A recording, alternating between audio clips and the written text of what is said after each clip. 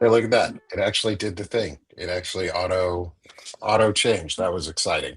I screwed that up yesterday with my show on Ogre. I Hey everybody, what the I hell's can I going make on? can I make a suggestion? I think just for once we should probably do like the Muppet Show entrance. Dun, dun, dun, dun, dun, dun, dun, dun, dun. I don't know if I have we'll have to check on how long like we could use an audio clip where it would not be a copyright infringement. Um because the Muppet entrance would be fun. Get sued by the Muppets. Oh That man, would I don't suck. want that. Which is That now would owned suck. by who owns them now? Is it Disney? Disney. So yeah, It's Disney. they'd come after us. They'd send the Empire after you. Ah, who's Ozzy Bear as Darth Vader. that? Come to the dark side. My God. Do or do not. There is no try. What is up? Hey everybody. This we lasted a whole like 5, 10 seconds before we derailed ourselves. Maybe. What's going on, everyone? It's the Diogenes Club. We actually have Walter. I want you to talk about the name where it came from in your mind today, because we didn't get to that last week. What's up, y'all? I'm Nick Paro. I'm not your dad. I'm joined by my friend Walter Rhein, who's our level 36 magic user. Dr. Eric Lulov, who is our resident physician and surgical expert podiatrist, just pretty kind of awesome. And Evan Fields, who's not officially single yet, but getting close.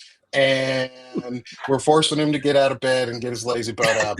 And what's up, y'all? It's Diogenes Club. Got a question for you before we get too far into it. What's with all the powerful people being pedos? Ah, Oh, dude. God damn it! I Is was there a feeling so prerequisite good. now? Like, is Dude. it like a checkbox that these guys have to fill out? Like, it's like to be you want to be powerful today. Check here if You you're a have to be a pedophile. pedophile.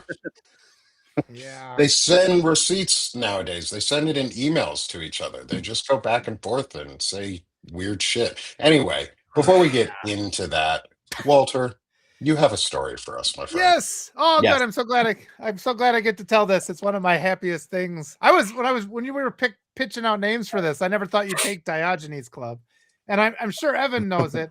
It's from Sherlock Holmes, and one of my happiest things from just studying literature.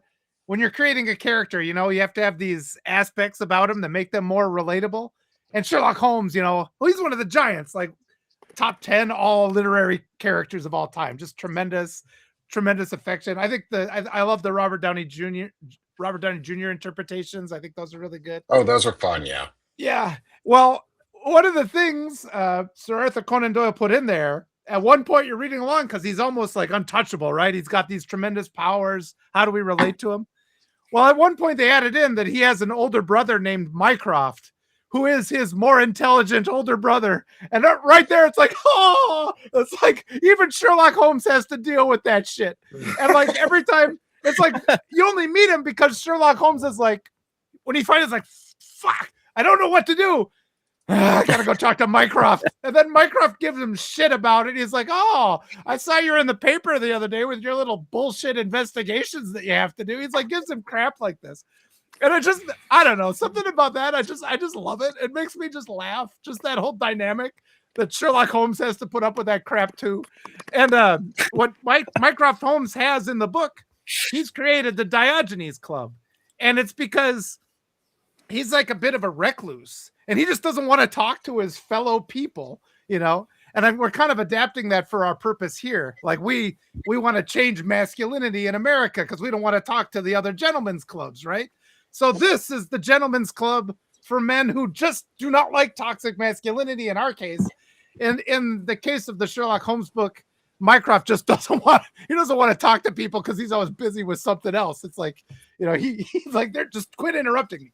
So in the Diogenes Club, he wants all the comforts of a regular gentleman's club, but nobody's allowed to talk to anybody within the Diogenes Club. So I thought that was kind of funny, just that whole concept. And then once we started going into it, we're seeing who Diogenes is, like the Greek philosopher, and he stands for all the things that we were talking about. So it just kind of fit into place. I'm sure, Evan, had you heard that story about Mycroft Holmes and the Diogenes Club before? No, I'd heard about the Diogenes Club before, but I've never heard like the whole backstory of it and everything. far Oh. more intelligent and well-read than I am. Well, I just stumbled across. That's just one of the books I happen to read. I'm always an expert of what I actually read. But yeah, I mean, Mycroft does appear, I think, in the second. What's his name? The actor who plays him in the second Robert Downey Jr. book. But they don't really play into it. I think it's Jude Oh. Law. Fry, maybe? Stephen Jude Law. Fry. Jude Yeah, Law there you go. and Stephen Fry. Yeah, so he's in there, but they don't really play into the frustrations there. But I just love that dynamic because the younger brother, older brother dynamic, and just the phrase Sherlock Holmes is more intelligent older brother. It's like, God damn it. Like, God, what do I gotta do? You know, what do I How gotta do do? I have to be? How do I get to be the smartest in the room? You become the smartest in the room by thinking that you know everything and mastering nothing. Yeah, oh, there you go. Yeah. And Yeah. that way So you become a thinking legend in you- your own. That way you become a legend in your own mind, and then that develops into some level of narcissistic, sociopathic belief that you are an expert at everything. Yes. Oh wait, So are you wait, that are you explains- that talking about explains the entire Stephen cabinet. Miller, Pete Hegseth, Oh, Russ yeah. Vought, There goes the good vibe again. There goes the JD fun I would have. Vance, Just- Peter Thiel? Which Yep. one of those guys are you talking about? Oh, man. Elon Musk, the Is there- pedo pals? Is there like All of the above. is there like all of the above? Oh. Option N, all of the above. No got all- one we like. You can tell he's a doctor. He has multiple choices that go all the way to L. It's like I never got fast past E, you know, and that was on a hard test. I gotta tell you, that was like the worst part about studying in med school. Since Walter brought it up, was it wasn't like the paragraph. And Walter and I talked about this the other day. Like I would have to learn volumes of textbooks, like an entire year of histology in literally like 9 weeks, right? But they wouldn't test. Like pathology was my worst subject. Like I hated pathology, right? I don't mind billing for pathology, but I hate, like, I never actually like studied pathology. That's why I'm not a pathologist. But like they would be like in a disease process, like the 9 or 10 things that we have to look for. They don't test on the 3 obvious ones that you see 99.9% of the time. They'll test on the last line in the paragraph of, you know, the patient will have like swollen left upper eyelid. You know, like the thing that was reported back in 1884 when they first diagnosed the disease. You know, and you're supposed to guess what it is from that. That's like you're me supposed to searching. remember that. It's like That's like me searching my symptoms on the internet and thinking I have the bubonic plague. You know, I'm like, oh, I've got this, and oh shit, I'm gonna die. And then the doctor's like, just chill the fuck out. You're not a doctor. You've got cancer. Yeah. No, Oh, but I read I had cancer, but they didn't say I had cancer, but I read about it. I read that I had cancer. Isn't that right? Isn't that how that works? Like I have cancer now. It's the so I used to work on the Alexa Health Care team years and years ago. oh my god, yeah. And Oh, that was like 10 years ago. that was about no, not quite that long. Let's say about 8 to that 10. was five years ago when I left, probably 4 years ago, 4.5 years ago. Yeah, is that's when I the lost first my Alexa job. Dots first came out. No. I'm way past that time. Oh, you're Like, past the first that, okay. Alexa Dots were like early 2000s. I was on the team when COVID hit, and I managed all the COVID self-checker at home self-checker skills. Like, hey, am I sick? Should I stay home? Should I keep myself away from everybody? Typically, the answer was fucking yes. Like, yes, hide yourself away, hide your kids, hide your wives. Don't be doing nothing. They coming out and they be raping everybody. Like, I remember that meme coming out in the middle of COVID, and it still fucking applies today. And I'm mad about it. But that, like, going back to what we were, I helped make the WebMD of Alexa, and then they shut it down. Like, Yeah. we had pretty much made the WebMD of Alexa that was like, hey, it was a symptom checker. You could check your symptoms at home and get comorbidities, and you could see, like, it was a full scope thing. And it was, we were very clear. We were like, we're not physicians. These are just recommendations. Go see a doctor. Like, if you have these things, you probably want to go see a fucking doctor. If you have these things, yeah, you may still want to go see a doctor. You have these things, you probably have a cold. Stay the fuck home. And then they shut us all down, and it makes me laugh that you're talking about like the WebMDs of things. I was like, I used to make the WebMD of Alexa, and then they shut us down. And we beat expectations too. That was the worst part. Like, we were the most like performative team. It was stupid. I hate funny you mention Amazon. that. You know, it's funny that you mentioned that because Melissa had just put a post out about the measles outbreak in the specifically in the Whipple facility down in Texas. Yeah. And how these kids just are not like, and this just kind of, and I actually wrote an article. It's going to be, I think Lawrence is going to publish on Substack this weekend. Everybody, I actually wrote on the measles outbreak and the policy failure of vaccine policy failures. Because what do we do? So our heroin addict HHS secretary, and our bear eating, Good old Bobby. right? I mean, he literally like I said Walter like cracked up. Drink the pond water. Being in the room with him at HHS, water's turning you into a frog. Like I mentioned this to Walter like the other day, like sitting in the room with him. It's like, remember Tweak from South Park? Like he literally, I mean, he's literally like tweaking in front of you. He's like, I just want to. Yeah. Man.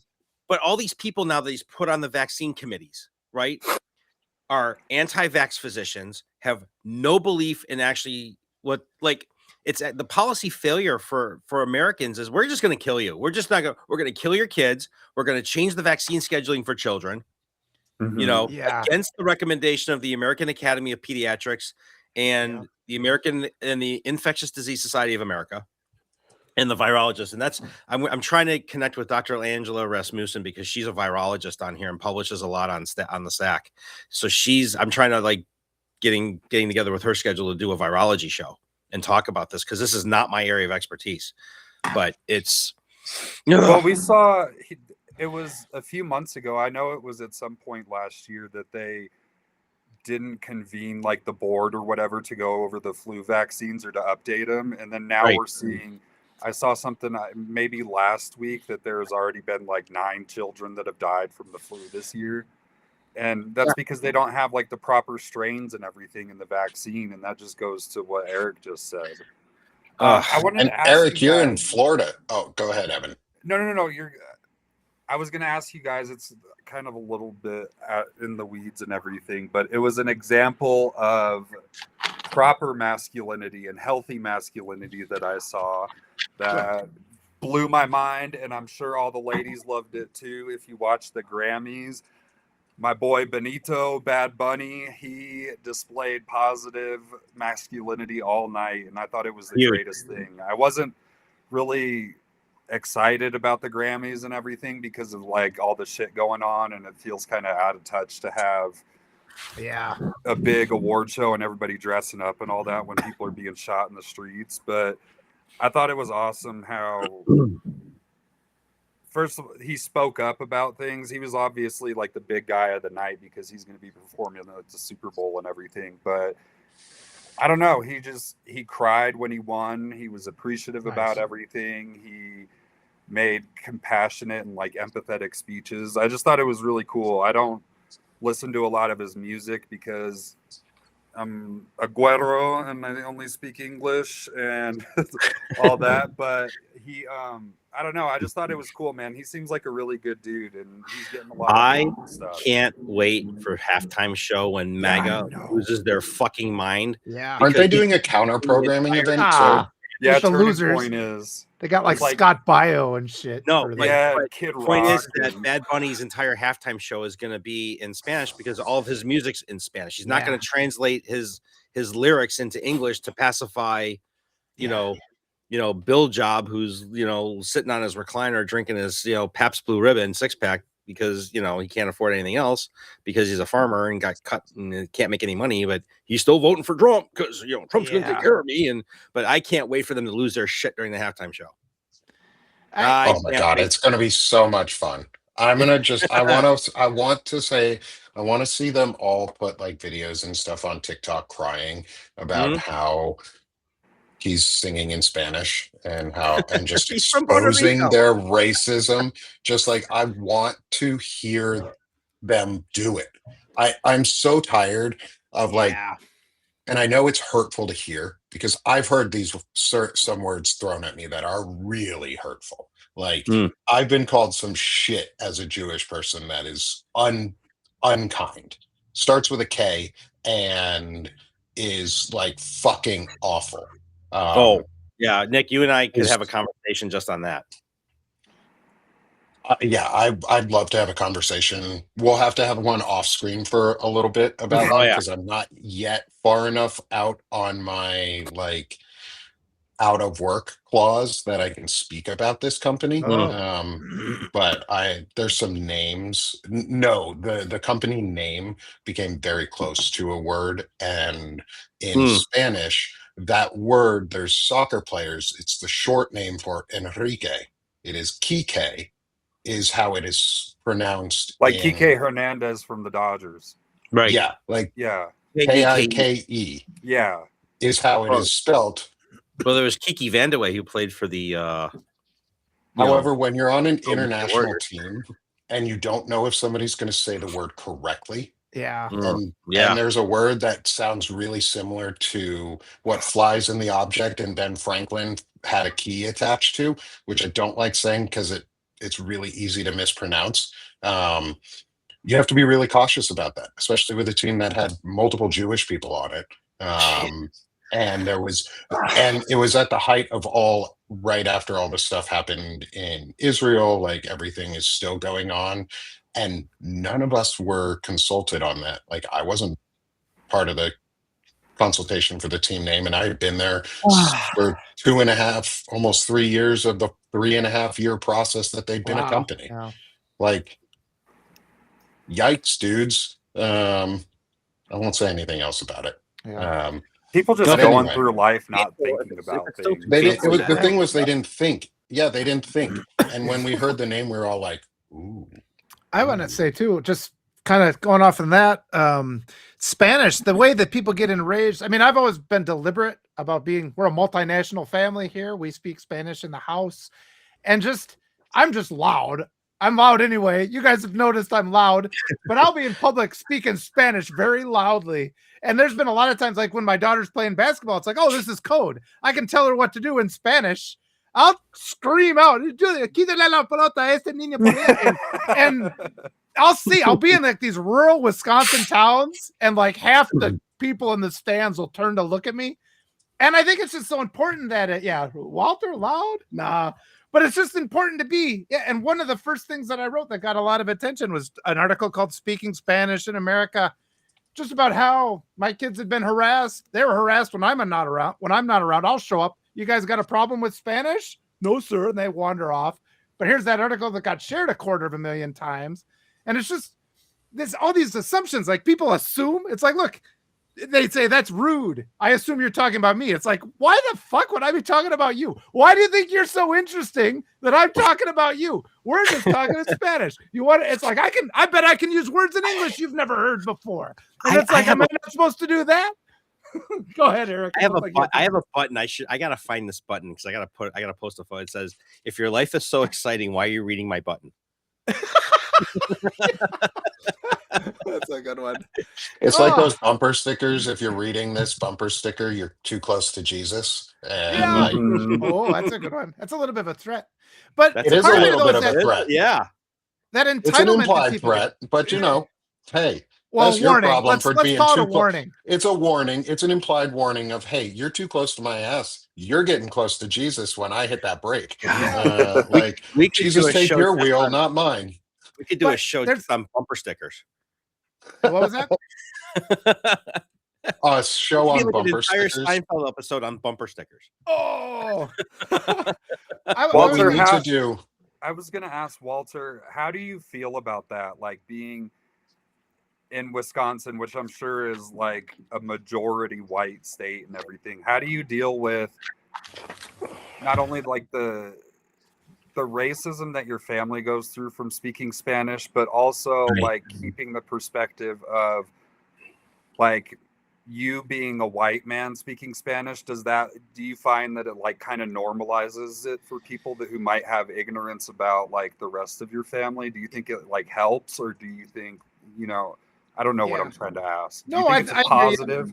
I think it's absolutely necessary. I think it's absolutely necessary for me to be. But one of the things that had to occur to me, because I was making the assumption that nobody was attacking me because I'm like 6 feet tall and 220 pounds.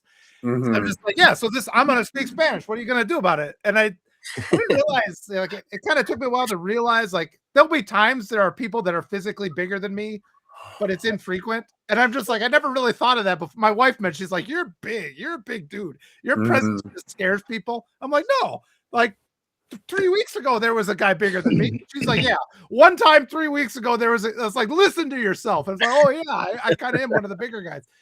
But I realized people aren't telling me not to speak Spanish because I'm a big dude. They're not telling me because I'm white. You know, that's the issue.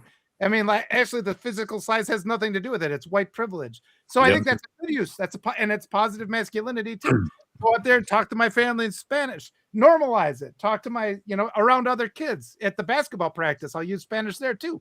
You can speak Spanish. And then just there's that entitlement that comes up when people do protest. Great. Now it's a learning moment, because when people, they work themselves up with that thought of entitlement, they get those entitlement where they think they can be angry now. And it's the same thing. It's like people work themselves into a rage when you don't stand for the national anthem, and they don't stop to see if the guy's lost the use of his legs, and it's like they get themselves all worked up, and you have to just be like, look, let's deflate that rage you're feeling, show you that it's misplaced. I'm not talking about you. I'm just talking in Spanish to my kids, because that's our first language and that's our culture. Respect it. I'll teach it to you. You want to learn Spanish? Let's go talk at the library every day until switch your streaming service to Spanish. You can teach your kids Spanish. They don't have to know that television is in English. They might think Spanish is just the way television is broadcast. They don't know any better. I think it's funny you say that. We used to do that when the kids are really tired. Like, if they fell asleep watching a movie when they were little, we would switch it into Spanish so that when they woke up, they would think they were having a dream.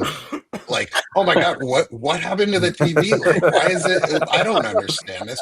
We also spent time in Panama. Like, we spent a month and a Guys, half, excuse me one almost two second. I'll months. be right back. Okay. We spent a month and a half, almost 2 months in Panama. I'll tell the story at some point of how I almost joined a cult. It sort of does fit in with the anti-vax things, and that's one of the reasons we didn't stay, was because there was someone who was anti-vax, or they were pretty anti-vax, and they always looked at us funny because we had our vaccinations, especially around COVID and things like that, and my kids were healthy and weren't getting as sick, um and so that was that, and the we don't like gay people thing that popped up. I was like, yeah, no, we're good. We are good. We're out. We're out of here. Because we asked at one point, like, someone made a statement. I was like, what happens if one of your daughters is gay? And they're like, well, she won't be. I was like, oh, well, that's not how that works. Yeah. That is not how that works. You don't get to make that choice as a parent. And we were like, well, we get to make the choice, so that we're not going to join this cult and we're leaving. So we tried to learn Spanish. My real point in all of this, because I want to tell that story in full sometime, the whole almost joined a cult story. The fun part about this is, or the question I have actually is,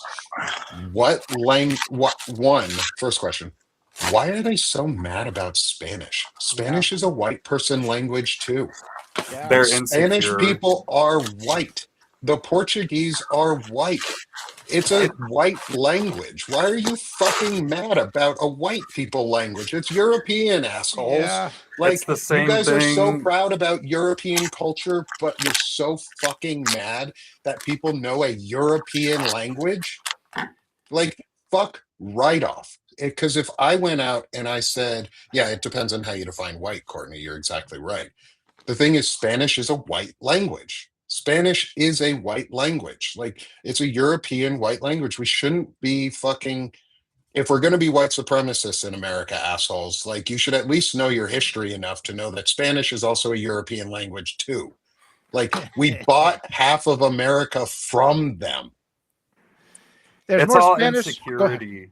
I grew up in Southern California and everything, and the town that I grew up in was the majority Latino, majority Mexican, because you're Southern California, and it was a big we had huge flower fields, and the majority of the Mexican population the majority of the population was Mexican, and I know that because the high school that I went to was pretty much all white and everything, and like there was very little diversity, and it's like everything else. It's just white inferiority and what's it called? Feeling. Oh my God, why am I Grievance? right now? Grievance, white grievance, white Yeah, fragility, white grievance, white inferiority, just like it's just entitlement. are they talking about me? It's like that kind of paranoid thinking, you know. It's just what you don't know you're scared of. And I fucking hated, like, I hated growing up in that town because of the ignorance there, but it was good for me to see like that sort of ignorance, to be able to grow later on and like realize it and call it out, you know. There's an aspect to it. We have more Spanish speakers in the United States than in Spain. One thing that's kind of important. And until they signed the stupid executive order, the United States had no official language up until about 6 months ago. But one thing I want to say is it controls, like, it limits the control of information you have access to. Once you learn a foreign language, now you're not beholden to U.S. media anymore. When I was living in Peru, you know, you're reading these other, oh, here's a report of what happened, but written in Spanish. You read the one in English and you're like, huh, that doesn't line up. And just like that control aspect of it. And as a teacher, it's like you teach foreign language because it gives your students a reason to memorize the parts of speech, like what a gerund is and like the different verb tenses are. It's like when you're trying to teach that in just English, it's like, I don't need this. I know this. But when you're learning a foreign language, you need all to be able to diagram a language. So the fact that we do not use that from like preschool, first grade, second grade, it's one of the best teaching strategies there is, both for learning the foreign language and for learning English. And the fact that it's basically been taken away from our culture, where we deliberately don't teach any foreign language, that's a control thing. That's control. But it's like people don't want to hear that. Well, the other thing too, Yeah. from a scientific standpoint, Walter, that's actually a child development it's how children's brains develop too. Foreign languages are like the artsy part of the right side of the brain. So it counterbalances all the science loading and the math loading that they're getting loaded into. And it cultivates that critical thinking component, which really is where we are failing our kids in critical thinking across the board. You know, I mean, I know we touched upon this a couple weeks ago, but it literally, what bothers me more, it's not the stupidity of the way things are going today. Well, I mean all right, well, don't get me wrong, I hate the stupidity of it, but it's because it's really fucking stupid. But it's the lack of critical thinking, where people are so, it's almost like the way medicine is today, right? Like we're reactive. Everything's reactive. I broke my leg, you need surgery. I broke my leg, you need a cat. It's not like, okay, what'd you do that you could have prevented from breaking your leg? You know, like you didn't have to have the heart attack. You didn't need to smoke and drink and then have a stroke, right? What, you know, it's like the preventative aspect of our lives is now it's never been developed, and we're seeing it from the psychological side of how men behave, and physically behave, and how we treat each other. And you know, it's like, and it's all lazy and reactive. It's lazy react, and like, and for men out there, like, you really want to be like intelligently masculine, protest the Save Act. You want to see something that's going to be fucking damaging to women, and you want to step up and be a real man and be a real supporter of women's rights and be a supporter of the other gender that is half of our lives. Okay. Be opposed to Save Act. Call your senators. I put a post up this morning with a form letter that you could send to your senators.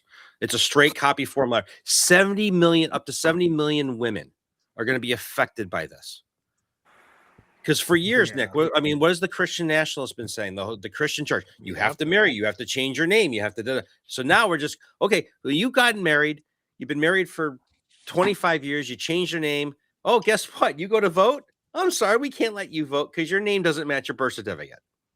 Yeah. And it's not just the women that are married.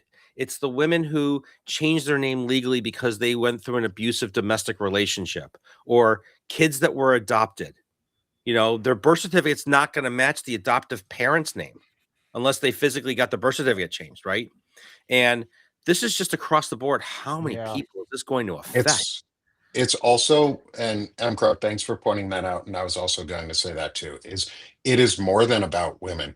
I put it out this morning in response to Melissa Corrigan. She had her post up from Blue Ant Media, and Love you, Melissa. yeah, Melissa's fucking awesome. Go follow Melissa Corrigan. She's super awesome. Dana Dubois, also super awesome. Rachel at This Women Votes, super awesome. Ellie Leonard, super awesome. Like, there are some superpowers around us, and they don't look like me. The point I want to make sure we make is this impacts anyone who is not male and straight. Yes. Basically. That is what this impacts. It pretty much impacts anyone who is not straight and male.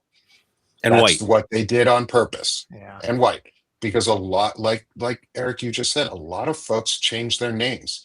Yeah. Gay men change their names. Gay women change their names. Trans folks change their names. People in abusive relationships change their names. Adopted people change their names unless their name is legally changed on their birth certificate. Like, if you're just semi-adopted and like not really, and people call you by it, make sure you have your right names everywhere. Yeah. This impacts anyone who is not straight male. And Now, it is white supremacy as law. It's fragile masculinity as law. And it's this same idea that women, the whole idea of changing your last name, at least in marriage on a Christian side, I have come to realize is about ownership. Is you change your last name so that you are now owned by me, because that's what the wedding ring was about. Was this is a sign of ownership. You have pledged yourself to me, and I now own you as your husband. That's the legacy of the rings. That's the legacy of that vow. It's about owning women and owning people. It's ownership. It's just transferred from slaves to spouses, or from spouses to slaves to children. Like, they just want to own. It's a domination thing, and I'm fucking tired of it. And I'm glad we're having these types of talks, especially around intelligent masculinity. And sometimes I wonder if I'm doing anything important. Then I get all this good feedback, and I'm like, yeah, this is needed right now, because we're the fucking problem. Right. I have no affiliation with the company, but the easiest way for people to do this, for women and men across the board: husbands help your wives, wives help your husbands, whatever it is. Husbands help your husbands, wives help your wives, significant others help your other, yeah, partners help partners. There's a website, the one I'm most familiar with is vitalcheck.com. So imagine if you're a straight heterosexual female and you're in your 60s and you've been divorced 3 times. Okay. Yeah. You have to go and trace back all of that paperwork from your 3rd marriage to your 3rd divorce to your 2nd marriage and divorce, 1st marriage and divorce, all the way back to your birth certificate. And how many people actually have that paperwork still filed? Evan, you'll get to the point where you keep your divorce stuff and then you'll eventually just burn it after a few years. But like, you're going to have to but you don't have to, men don't have to worry about this unless you change your name. But for the women out there, this is catastrophic for them. Imagine you've been voting the same way for the last 35 years at the same precinct with the same poll workers, and all of a sudden you walk up and, oh, I'm sorry, Mrs. Johnson, you can't vote. Your name doesn't match. What? Yep. That's exactly what's going to happen to my wife too. Like, if it passes and everything, because the divorce will be finished before the summer, and then we'll come around by the midterms, and she'll have to deal with all that shit. And people like that will only have 30 days, 2 months or whatever at that point to change their name or to fix whatever they need to fix to be able to exercise their right to vote. Yeah, it's fucking crazy. I mean, she's already got enough shit to deal with right now. Like, both of us have enough shit to deal with right now, but there's going to be more. I recognize that there's going to be more residual stuff that she has to deal with just because of the name change, just because of the dependent stuff, all of that. And yeah, that's fucked up, because voting goes into all that stuff. You know what I mean? It goes into making sure that your voice is heard for all those things. And if you can't do that, then I can't even imagine the frustration of showing up at a polling place like this November. You go there, you have to deal with the ICE agents or whatever that Steve Bannon just said that they're going to put up. and you're going to have to deal with DHS and Border Patrol and all these people fucking staring you down and already making you feel like a criminal for voting. And then you get up to the front of the line and they go, sorry, ma'am, your fucking ID doesn't match your birth certificate. You can't vote. And then you got to deal with it all over again. Like, this is fucking crazy, dude. But you're still going to be able to issue you a provisional ballot. You still have that right under state constitution law and voting rights to have a provisional ballot issued. Yeah. You know, so you could. Yeah, still but then you vote. get into This like isn't so. them trying to Let's just make sure federalize the to. elections. Yeah, like let's make sure too. It's not law yet. They Yeah. have No, not it's made still it sitting in law. the Senate. They haven't touched it. John Thune currently has said he's not going to touch it. I believe that he's not going to touch it only to the point until he does, because Yeah. he's going to, unless there's enough civic pressure, citizen-led pressure. This has to be a citizen campaign where he knows that if he allows this to the floor, he will lose his job. It's plutonium. And that it will be the men Yeah. who make him lose his job. It has to be a men's thing too. Like Yeah. Melissa and Dana and Rachel. Ellie and Rachel and folks like that cannot be the only ones talking about. It's a men's issue. Without us, Yes. we have to help move the needle too. It's not because I want to get the glory of doing it. I just know I have enough privilege to actually make a fucking impact. Yeah. Like, And those if that you're have- a man right now, make an impact. Right. And those of us that have daughters have a responsibility to fight for their rights. Yeah. As Yeah. their fathers, is we need to Yeah. do that. Yep. And I want to add. if you want to know what Jim Crow looked like, these are Jim Crow laws. These are Yes. poll tax style laws. It Mhm. costs money to go get all your birth certificate and your passport and your documentation all in line. Having ICE agents at polling places is Jim Crow. This is Jim Crow over again. Like, we have to acknowledge what it is, and I think I'm going to just start using all the historical American words about it, because those actually have impact on people. We all should. Especially the white people in America. We associate with a lot of that stuff. Like, this is Jim Crow law. Yeah. I want to add to it, and it applies to more than just voting, because I mean, I've had to go through this with my wife coming from South America, and then they have a thing with a hyphenated name, and they have, you know, her various degrees and stuff have different names on them. So this applies to anything, any form of accreditation. I mean, it's all an attack on immigrants, and it's all, I mean, this whole SAVE Act, immigrants aren't voting, you know, like the ones that are here until you become a nationalized citizen. It's impossible to vote. So all this is a response to a problem that doesn't even exist. It's a completely manufactured problem. Immigrants aren't out there, you know, doing something illegal to get the attention. Of course they're not. And it's like there's no documented cases of this. But yeah, as Nick says, this is all just a fabrication, which is designed to restrict women's rights, both the right to vote, but it'll also trickle down and be their right to get a job. We have a lot of immigrants who come here because the United States goes and topples regimes in South America and kidnaps their duly elected leaders to make those countries fall. So, I mean, my wife works with a lot of these people. You got people here with PhDs and master's degrees who speak multiple languages. They're not allowed to get accredited here because there's all these systems in place where it's like, well, gee, this form of documentation has this name, but you've got a hyphenated last name on your degree, so we can't accredit that degree and attribute it to you. So there's this massive structure that's just designed to be anti-human. And yeah, bit by bit, we have to peel it back. Attacking the SAVE Act is a good way to start, though. Yeah, we have to attack the SAVE Act. Also, there's really good conversation going on in the chat if you're with us live right now. And I want to shout it out because it is a cool piece of conversation about, like, how do we make civic engagement easier?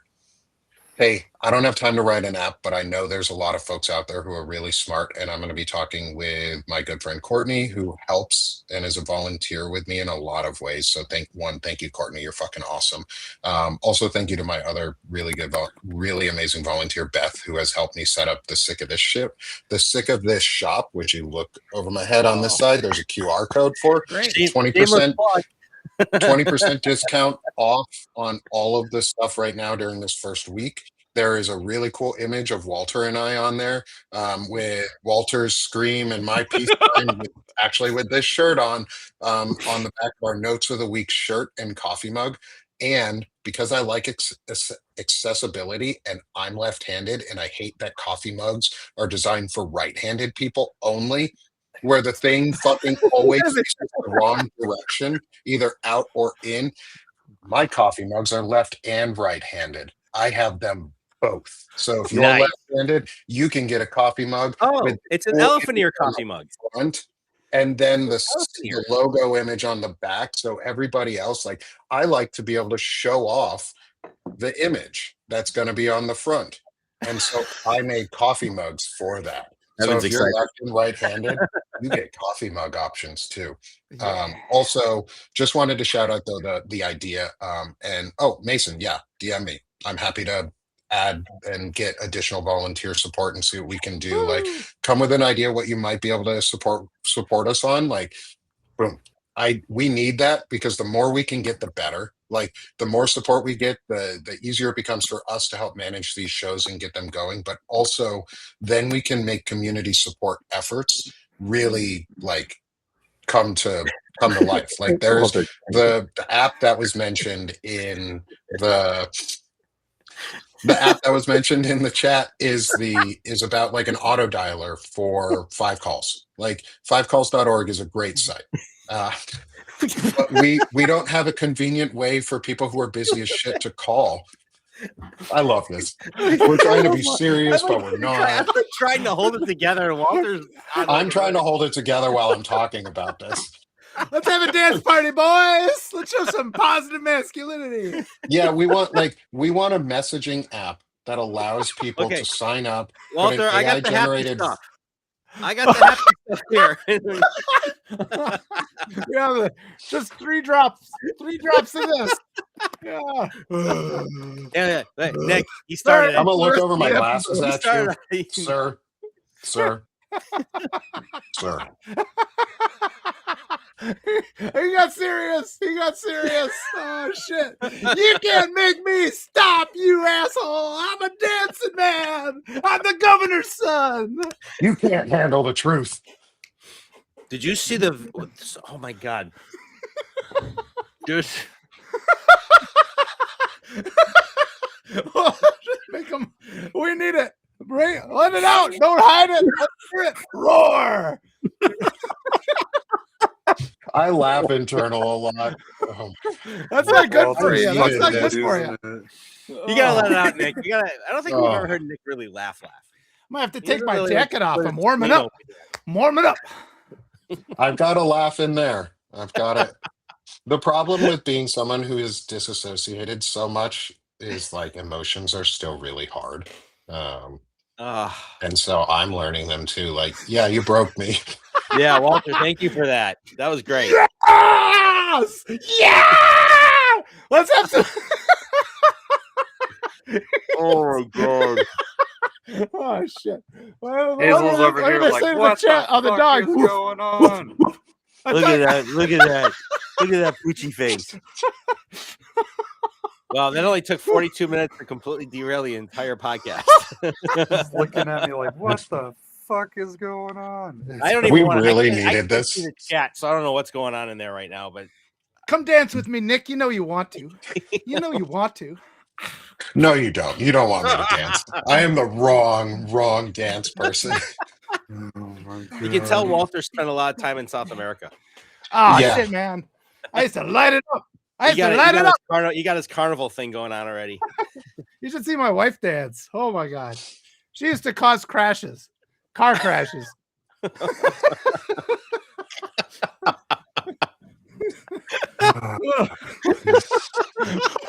I'm gonna tell her you said used to and doesn't anymore. Oh my god. Have She Walter still does. sleeping on the couch. That's okay. That's called camping. Yeah, it's indoor camping, Evan. That's indoor camping. Oh, That's trust me, camping. I know. I've been camping at my parents' house for the last month and a half. Jesus. That's so Oh my defeating, God. dude. It's like God, I thank you, had this Walter. vacation. Thank It's you. the biggest mind fuck in the world. Yeah. Just got to get all that misery out of you in the form of laughter. God. I just need Hey, to win y'all, the welcome lottery to the so I can. Diogenes Club. I need We to go have wait fun the here. divorce out on a There's beach nothing like a somewhere. good laugh. Oh, yeah. You know, Yeah. very cathartic. Oh, I needed that. Thank you, Walter. I'm so glad. I'm so glad we do this. Like, thank fucking God we do something fun.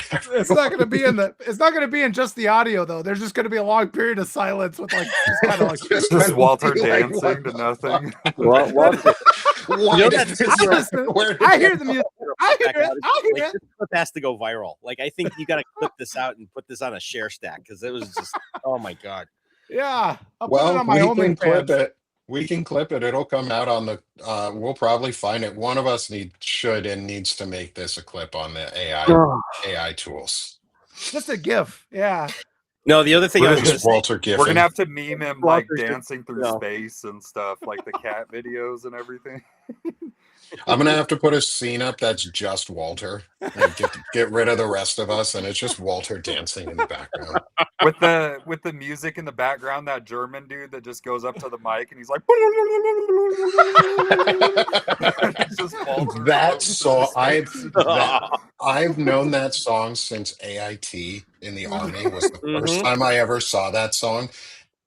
And I can't say where I saw it or how. I don't know how it got onto the restricted internet, but it was there, and everybody turned it on at one point and was like, we're like, oh, we're in the middle of learning how to interrogate people, and all of a sudden people are just busting out laughing at this like petite little tiny like Scandinavian dude or whatever, wherever he's from in Europe, just high pitched like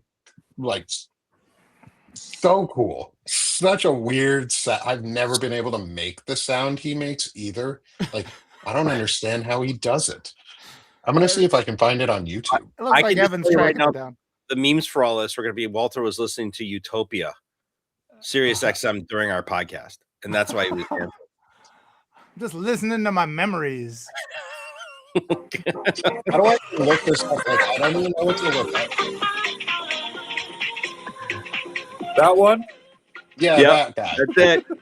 Hold on. We're gonna make Evan the big screen for a second. Oh no, I just closed Oh, yeah. Here you go. Do it Front again. center, big Do it guy. again. Hang on. Where'd it go? 10 seconds left. Oh, fucking commercials. YouTube. Boo. Hey, you non-premium subscriber.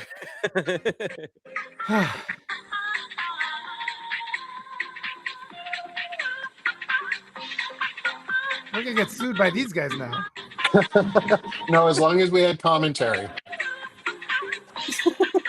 That's the rule.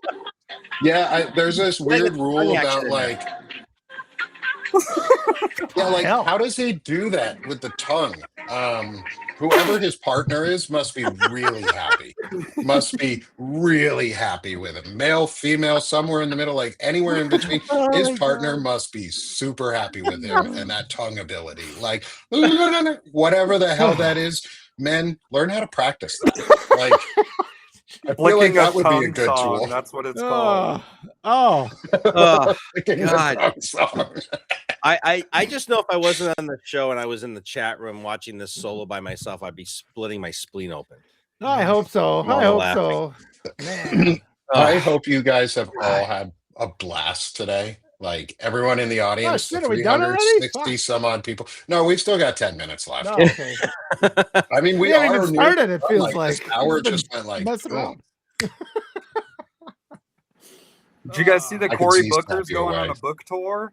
Oh, Is well, he? gee. I Fuck, guess is there's he nothing gonna more do important any- than his fucking book right now, huh? All Yeah, this is he shit's gonna do any going on, and legislation? He's got a fucking book coming out. He should try and sell it at some detainment centers I and was see. like, are you kidding me right now? Asshole. He's Yeah. fucking Yeah, he should assholes. go We up got all to this he stuff should going go on. to he should go to Minnesota and try and sell it at a fucking protest, see what happens. Mm, How tone deaf is everybody? Seriously. Yeah. Yeah. I don't Yeah. get All it. of it. I mean, this is like All of see no it's on evil, deaf. hear no evil. This is be evil. This is Google's like do no evil or whatever. Did you like this is like the just turn the blind eye of like we don't see. Yeah, it's don't see evil. Fuck. It's the John Cena. You can't There's see You a know, good yeah, John Cena's possibility- invisible. We're There's a invisible good here. possibility Like that they're like elite rich billionaires and politicians like fucking eating kids, Yeah. at the very least molesting kids, and this dipshit's like, I'm gonna announce my book tour today. Like, are you fucking kidding me, dude?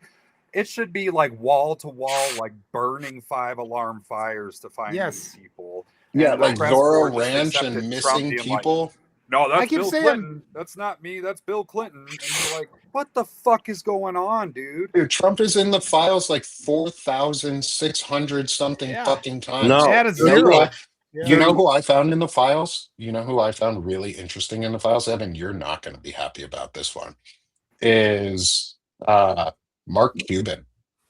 Oh, fuck Mark Cuban.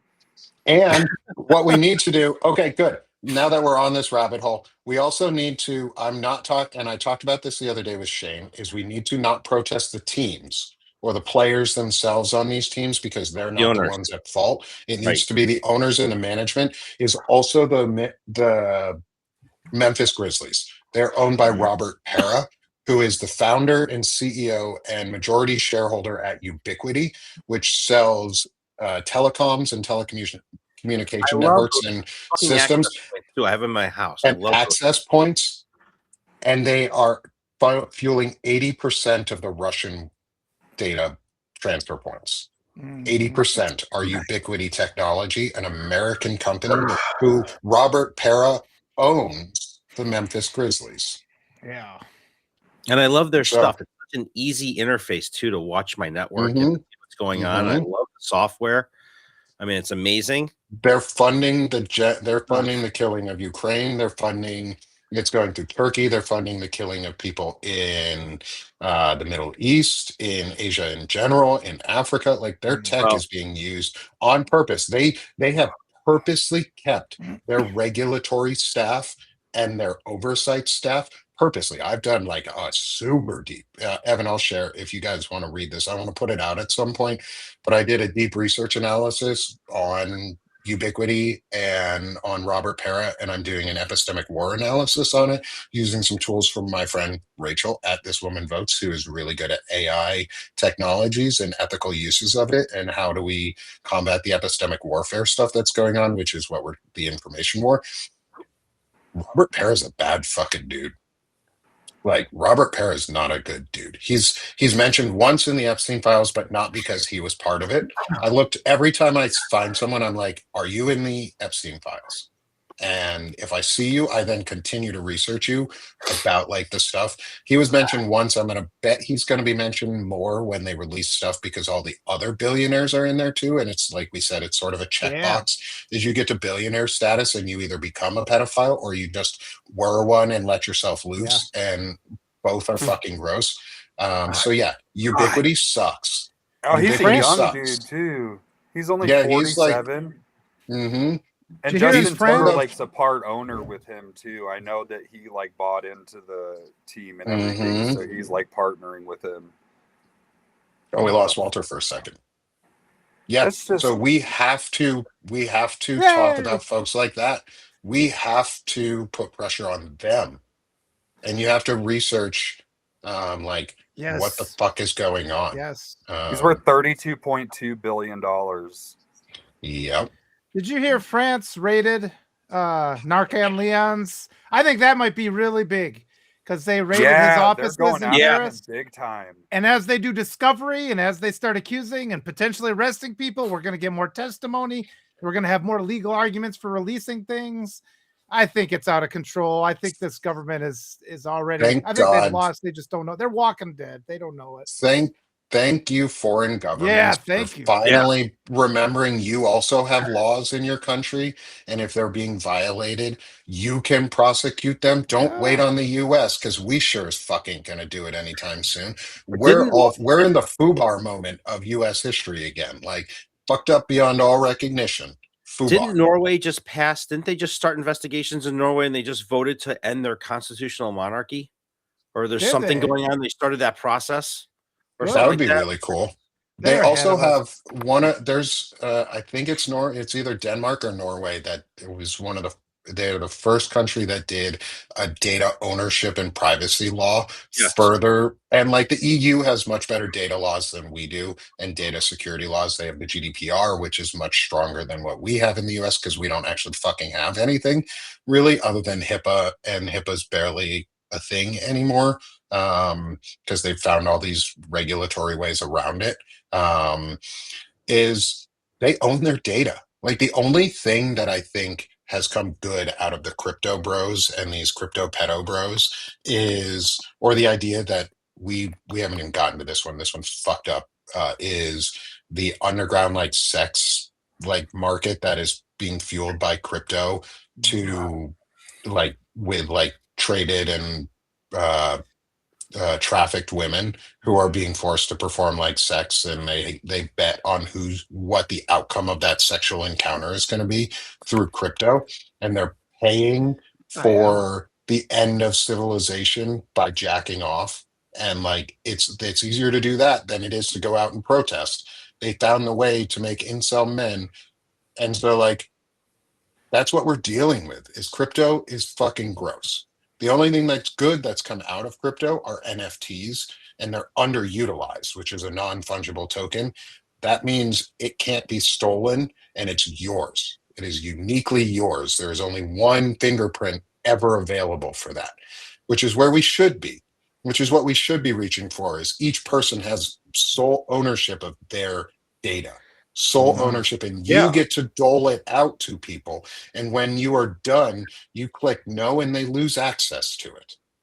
That's where we should be. And that's what we should be fighting for. But people like Robert Paro, who purposely undermine data regulation and security practices and reporting practices, he's not going to ensure that data practice happens.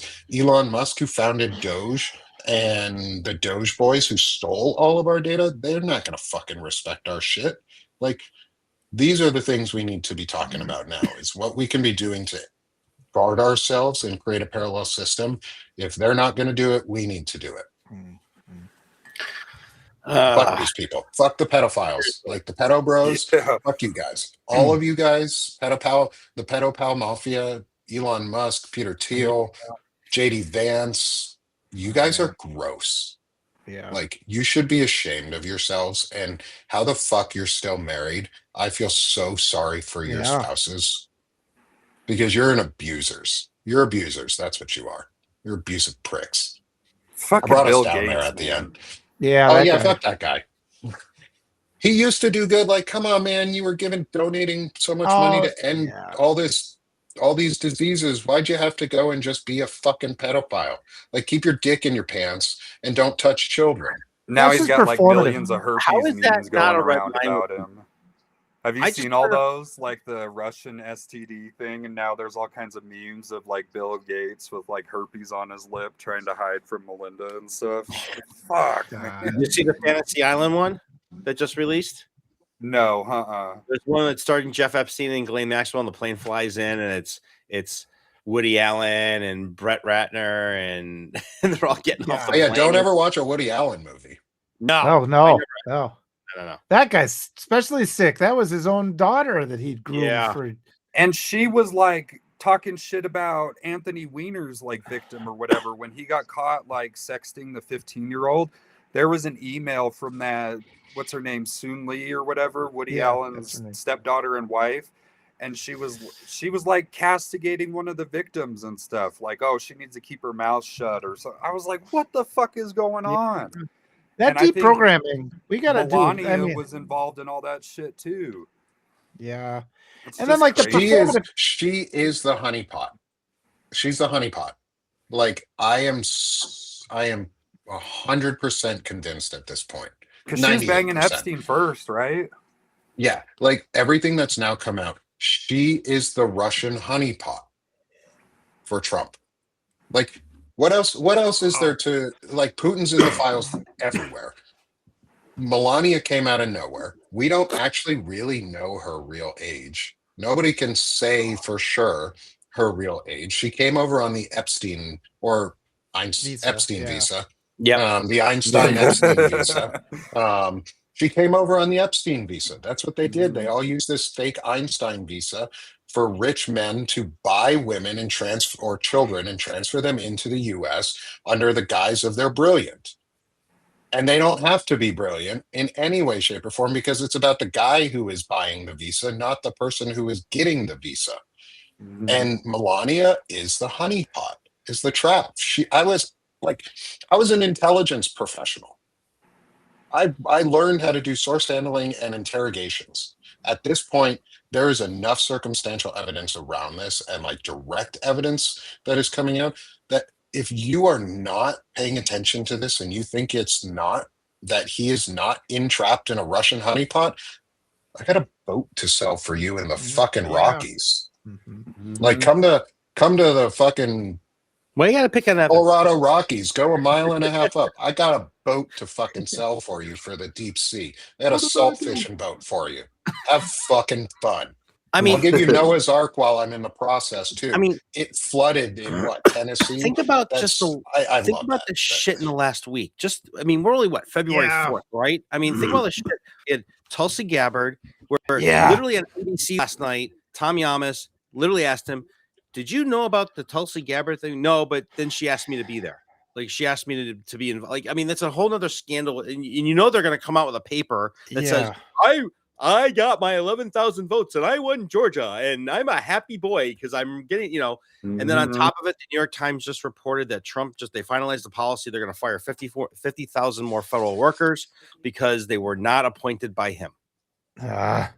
And So they're these are hiding gonna that be your other whistleblower political complaint, appointees too. over the years. So it's just, this is going to take Forever. forever to fix. And It's a the generational dismantling, it's process. the dismantling of the federal government in a way that like people have never, like, we haven't seen this in our lifetimes. I mean, this is not how I grew up. This is not, this is not how I learned how the federal government was supposed to defend and protect the Constitution, and the people that we elect are supposed to defend us from. And the reality is that guess what? Our enemies aren't foreign. They're fucking Yeah. domestic. Yep. They're Yep. fucking Mhm. domestic fucking enemies. None of this is what we were promised. No. No. Well, these concentration camps too. Arturo said the number that's is what like they are, by the way. 73,000 people in these concentration camps, the ICE detainment facilities. I want assurances that kids aren't being tortured and raped and murdered in those detainment centers. Our tax dollars are paying for these things. They're constant, and it's just like they're in there. They've done nothing wrong. Again, it's not illegal to cross the U.S. border and apply for asylum. You're They completely just bought innocent. one in Surprise, Arizona, too. Like And thank God, did you see the 73,000 video? square feet.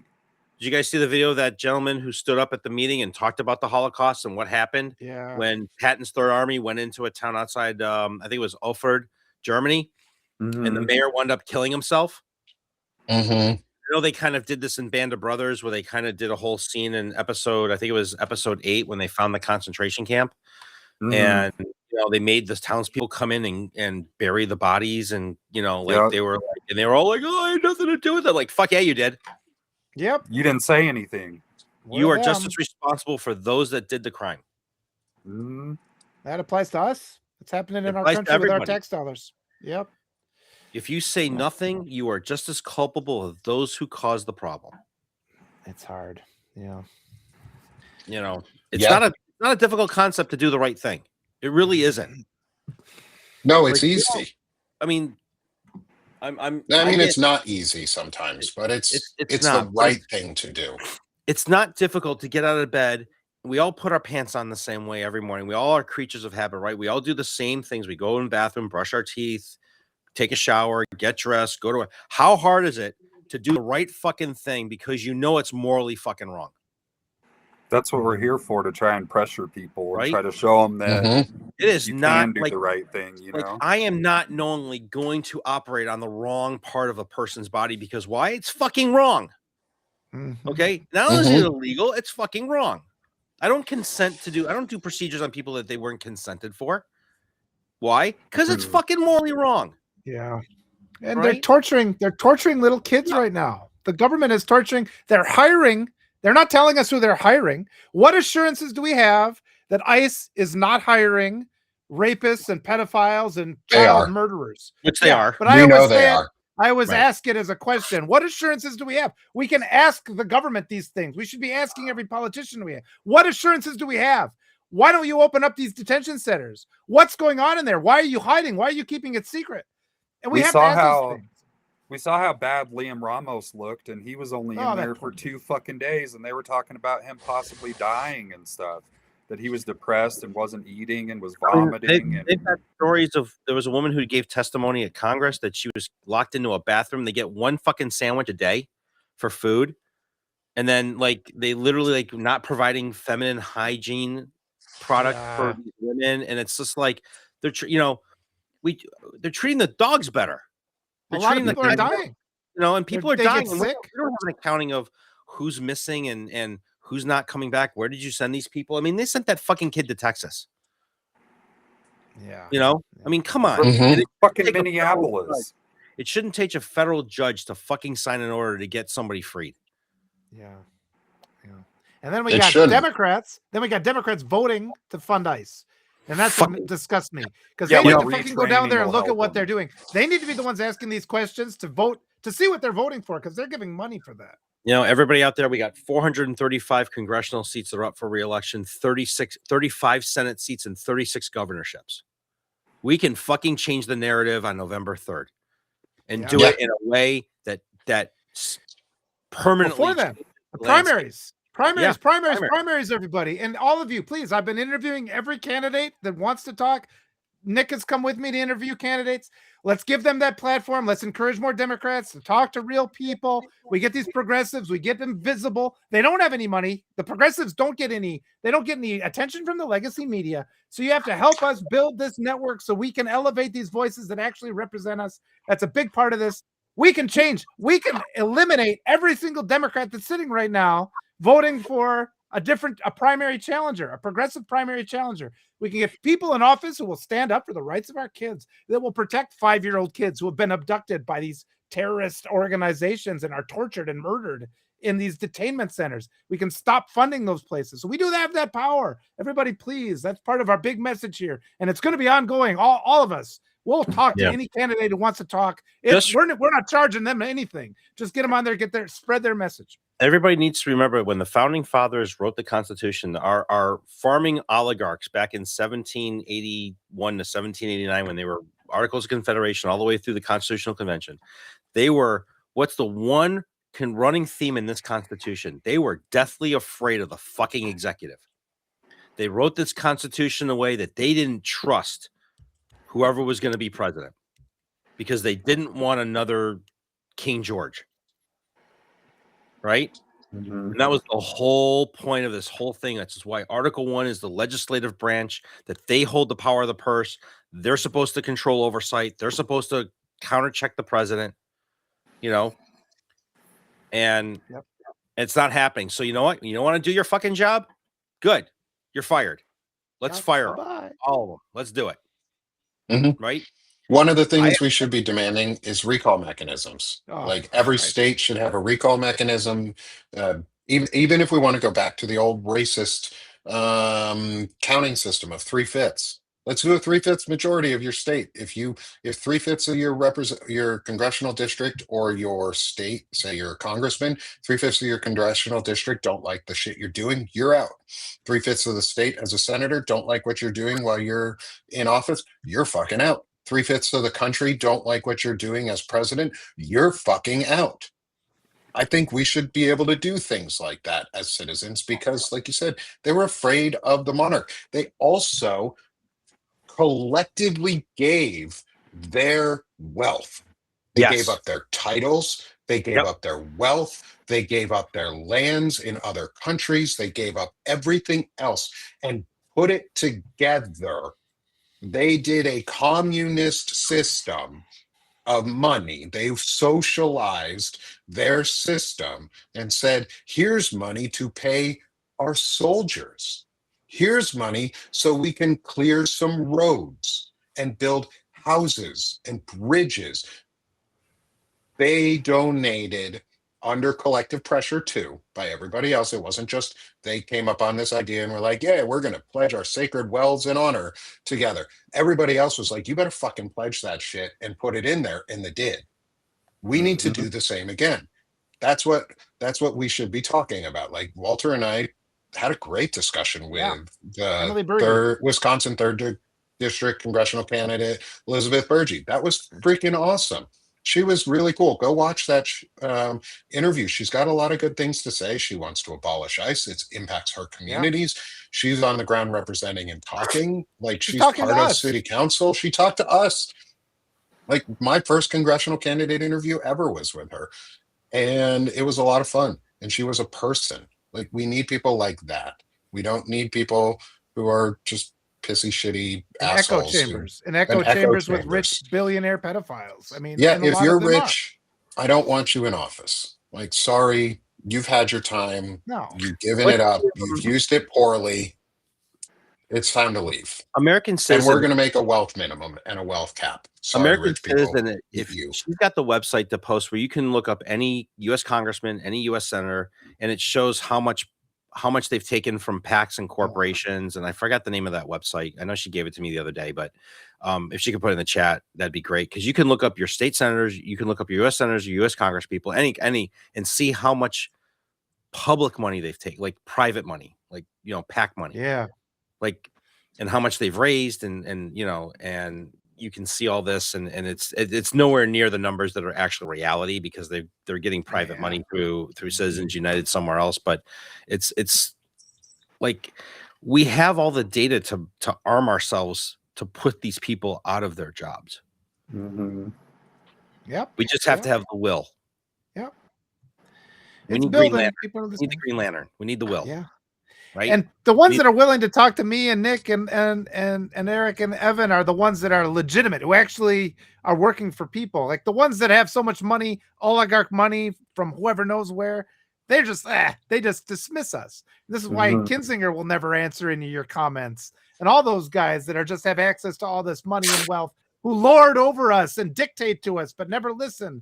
We don't have to live like that. It's just a matter of everybody awakening to this reality. Collectively, we can empower those people. You saw it. Zoran Mandani did it. That can be repeated throughout the whole country. We can do it. We do have that power. Yeah, we do. We do have the power to take it away. And that's where we come in. That's why we're going to keep talking about this shit. That's why we're going to have our Diogenes Club for now every 2 weeks, but it'll be every week here soon, because I took up too much of my schedule with slamming in a bunch of intelligent masculinity interviews, and I'm glad I did because the first series is having a lot of fun, and the interviews are great. Really, Yeah, the work has been spectacular. I mean, the interviews have been great, the analysis has been great, the postings have been amazing, and you know, all the men that you have been bringing on have all contributed to what you call the analysis of discipline. Mm-hmm. And I think Today, it's truly what's unique, right? It's like we all have a different definition of what causes our what we call our discipline. You know, And we're all climbing the pyramid from a different side, so you get to see different things along the way. When are you doing your interview, Nick? Mine is Shane's going to interview me the last week of February. Hold on, let me tell y'all the upcoming schedule of interviews for because we've gone over a little bit on our time, which is fine. I'll have to jump off here in a minute because I believe I'm supposed to be on with Margaret Williams here soon too. Oh, good. Say hi to her. She's wonderful. Yeah, I love her. She's so fantastic. We're going to talk about masculinity. I actually got invited to be on a podcast for the Riverside Democratic Party. They have a podcast, and I got invited by the chair of the Riverside Democratic Party in Southern California to be on one of their podcasts. So I'm working on scheduling that, which is Nick's super going cool. national. Yeah. I hope so. And so what I'm doing right now, y'all, is I'm searching, if anyone wants to look at it, broadbanner.com. That's their new network calendar and affiliate calendar for Banner and Backbone and friends and affiliates. And this is where I'm getting my schedule at. It's got all the shows on there. Let's see here. Next week is Arturo Dominguez, nice, Bobby Jones, and Marlon Weems. Awesome. Marlon, I love Marlon. Love Bobby will be a good one too. Bobby's gonna be good Bobby's going to be awesome. I've talked to Bobby a couple times. He's really, really cool. And then the following week on the 17th of February is Qasim Rashid Esquire. And then our friend in the community, Jack, who is stuck out in Canada and has been basically extradited out of our country, or had to leave the country and flee it because being transgender is fucking illegal in the US apparently, and we're a bunch of bigots, and I hate that. And then the final one before me is Will Fullwood. So the 24th is Will Fullwood, and then the 26th I'm going to do a 2-hour one with Shane to finish it up, and I'll do my interview, and then I'm going to keep them going every Thursday. That's going to be my new Thursday morning show. Nice. So starting at the end of February, March, my new morning show on Thursdays will just be the intelligent masculinity interviews and discussions. So Thursdays will be a day for men, and women and everyone in between, because you're all welcome. But it'll be for men to better ourselves, because we got some shit to do. That's why we got a Diogenes Club, because where's the men? Where are all the men? Right. Where are you, men? Where are you right now? Hiding. What are you doing? They're hiding. Being fragile, They're hiding. being weak, being a testicle, just tucking yourself on yourself and hiding, and you're just a testicle, dude. You're soft and weak, and you're a baby. You're a baby. You should be more of a pussy, because they can take a pounding. You can't. Baby, you're just a weak testicle. Dewey has more balls than these guys. Oh, really? Really, Brian? Lance Armstrong has more balls than most of these men. Oh boy. And he's a turd. Yeah. And he lost his. And he has more balls than them. God. And I don't like him anymore because he kind of sucks. They're all kind of turds. How awesome would it be to get Snoop on after the Olympics as an honorary Olympian? Okay. So Nick's got something. Here we go. Snoop owns like 200 or like 100 or 200 acres of land in the new town that I'm moving to in Arkansas. I don't know if he's built his house yet. Wow. But I did not know this. Seems like he's going to for this. because he does a lot with Walmart. He has a big partnership with them on what which really sucks in terms of that. I hate the Walmart, but Walmart requires that you have like a station, like a headquarters nearby them of some sort, and at least one on the ground person. So Snoop has bought land in Arkansas, in Northwest Arkansas, and I'm like, sweet. I'm gonna see if I can fucking run into him at like the county fair or some shit, or like Martha Stewart, and be like, because only one of those two has gone to federal prison. Only one of those two is a felon, and it ain't Snoop, which is the best fucking part about all of it. Is Snoop Dogg a role model? Probably not, but he would be a fun interview. I want to interview him because I think he'd be a lot of fun. He would have a lot of great insight, having gone through the whole West Coast rap, and then having to being now in his 50s, right? And how he's matured over the years, because he was major gangsta. He was big time gangsta. Running with Tupac and that crew. So yeah, okay. I got to duck because I got another live here in 10 minutes. Oh yeah. So let's do this. Yep. Let's do this final thing. Let's promote ourselves and tell everybody where you can be found and how you can be supported. Let's start with you, Evan. We got you right up on front. What's going on, everybody? You guys. Oh, changed all our positions too. This is weird. You guys can subscribe to News from Underground, and on there right now there is a post up, and if not, I will put a post up. There's a family in Arizona whose father and husband was shot by the local police there mistakenly, and they're doing a fundraiser right now. So if you guys go to my Substack, there is a GoFundMe for them to donate and everything, and I will put that up there. So don't worry about me. Just help somebody out if you can, and I appreciate you guys. Evan, you're awesome, dude. I love you guys. Eric, what's up, man? Dr. Eric. Hey, there's the icon. Thank you to Walter's daughter. So everybody. So I am gonna give Walter dancing lessons. So we're gonna do a live chat Like you can. Fuck that. Like you can. I want to see a dance off. It'll be on Next, season 30. we're gonna do a dance off. I'll whip you. If I still drank, I'd whip you drinking. If I can still dance. So yeah, everybody just my Substack more about healthcare issues. If you go on there right now, I've written that letter to your Congress people and your senators for the SAVE Act. So that's free. Everything on my Substack is non-paywall. You are more than welcome to interact and join and chat and follow. And it's been, these guys are my internet bros. These guys are amazing. And I'm happy that, Evan's in a much better place since he was back in early December, and Walter's just, whatever he's listening to, he's jamming out. And, Nick, you and I have gotten a lot closer over the last couple of weeks, and I really appreciate your friendship and your honesty. And these guys are great, and just love all you guys. And it's been amazing. This whole ride's been amazing. I can't wait to do this on a more regular basis. So we're good. Oh, I can't wait either. Thanks. Walter. Perfect. That's me. Whew. Well, I got to defer to Evans, though, if he's got that fundraiser for that thing. So go to Evans first. But if there's anything left over, yeah, keep bringing people on. Talk about me to your congressional candidates. Bring them on. I'm happy to bring them on and talk to them. We'll give them as much of a platform as we can. Please do it, everybody. Keep bringing people on here, and we'll keep growing. We'll change the world. We're doing it because the world is not acceptable as it is right now. So thanks to all you guys. It's been a fun day. It's been a all right, boys. Just a deep exhale. And finally, I'll share my thanks, Walter. Guys, this has been so much fun.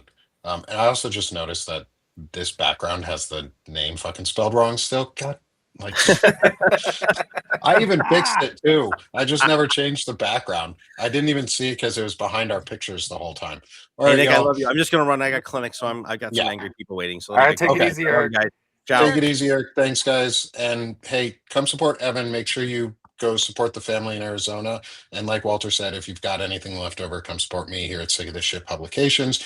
Y'all will see me here in a couple moments with Margaret Williams for a really good discussion on masculinity. That's pretty much what I do. I talk about men and how we suck, but how we can be better, and what we can do and what we are doing to be better. And so it's not dreary. It's fun. We get to talk about the good things we do. So thanks, everyone. This has been the Diogenes Club with me, Nick Paro, Evan Fields, Walter Rhein, and Dr. Eric Lulov. We'll be back in 2 weeks, and you'll start seeing us more here soon. Thanks all. Have a great one. Thanks, everybody. Bye, guys.